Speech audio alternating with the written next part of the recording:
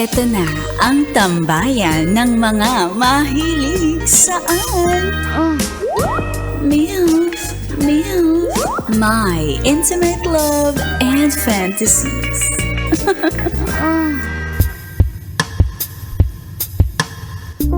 Sa ating episode na pinamagatang, ang pakikipag-chat sa ex is not cheating. It's called throwback. May kwento ako. Lalaki ako, 25 na. May girlfriend ako na pasok, labas ako sa kanya.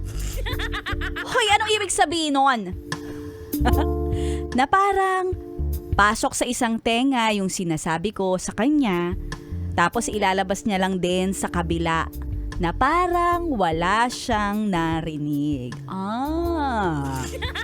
Yun naman pala.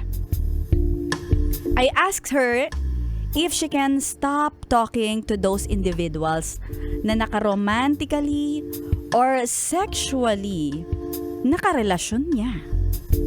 Pati na rin yung mga nagkagusto sa kanya. At ang sabi niya, hindi daw niya kaya. Ano? Recently nagkaroon kami ng seryosong usapan ng girlfriend ko. Kasi naranasan ko na lokohin niya ako noon. And ngayon binibigyan ko siya ng second chance. At may nagchat sa kanya ha. Umamin na may gusto sa kanya.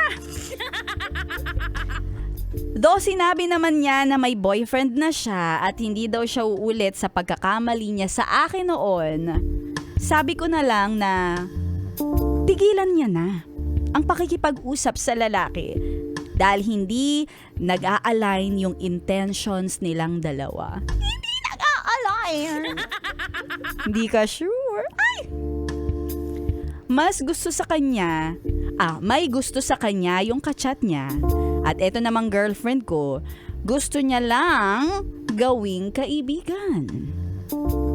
Nag-chat din sa kanya yung ex niya. Yung dati pa, ibang pang lalaki to ha. Siya na naging dahilan kung bakit kami naghiwalay noon. Ay, naghiwalay na pala kayo noon.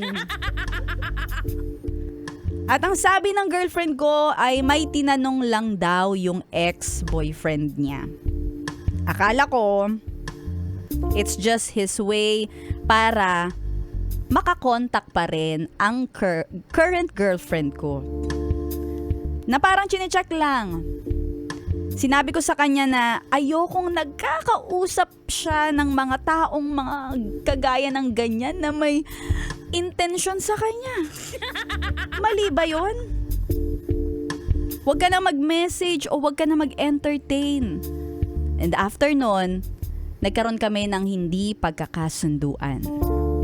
Tinanong ko siya kung kaya niya bang tigilan, huwag nang kausapin pa iyang mga romantically or sexually nakarelasyon niya kahit noon. Pati na rin yung mga nagkakagusto sa kanya. Ngunit hindi rin daw talaga niya kakayanin. Wala naman daw siyang nakikitang mali. Tinanong ko, paano naman ako? Paano ako hindi ka nagsasalita? Ngayon ay plano kong makipaghiwalay na talaga sa aking girlfriend. Tama ba ang gagawin ko?